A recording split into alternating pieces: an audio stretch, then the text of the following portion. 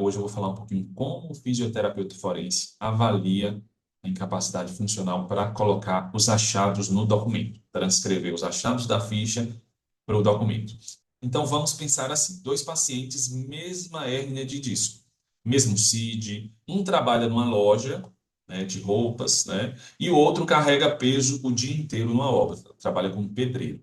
Se você for laudar os dois do mesmo jeito, você errou, né? Porque assim, esse é o erro mais comum de quem está começando na perícia. Tratar o diagnóstico como se fosse sinônimo de incapacidade. Não é. É aqui que muitos laudos perdem a força, né? Porque um laudo sem argumentos sólidos, quando incluir no processo, ou o outro lado, a outra parte, o advogado, vão contestar, né? Vai contestar o seu laudo, o seu documento.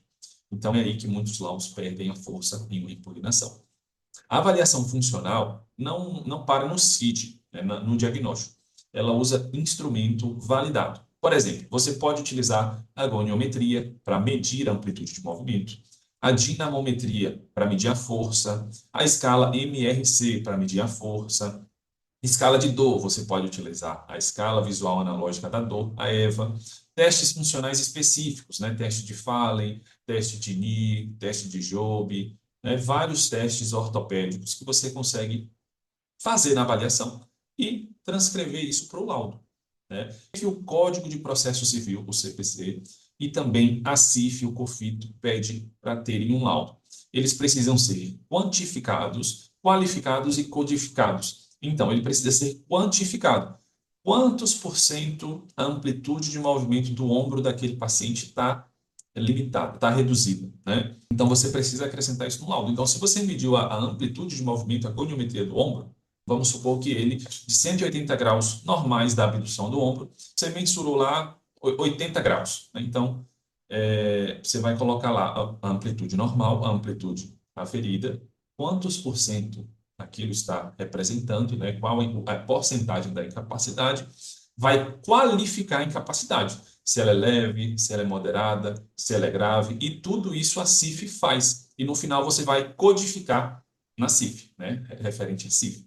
Então você vai colocar tudo lá, no laudo, né? A medição normal, o que você mediu, a porcentagem da deficiência, a qualificação da deficiência e a codificação da deficiência baseada na CIF, né? No caso da amplitude de movimento, é o B7101, né? Então, você vai precisar colocar o código CIF e também os qualificadores. Mesma coisa para avaliar a dor, mesma coisa para avaliar a marcha, mesma coisa para avaliar o equilíbrio, a força. Então, tudo que a gente coletar na ficha de avaliação, a gente vai precisar transcrever e explicar a metodologia, como a gente achou aqueles resultados no laudo. Quando o caso envolve uma atividade laboral, a NR17 entra como uma referência de ergonomia. Então, ela vai ajudar a correlacionar o caso, a exigência real da função com a limitação encontrada. E isso é o que separa um laudo genérico de um laudo que realmente prova o nexo do trabalho e a limitação. Você pode utilizar também a NR17. Existem várias normas ISO que você pode utilizar no laudo também.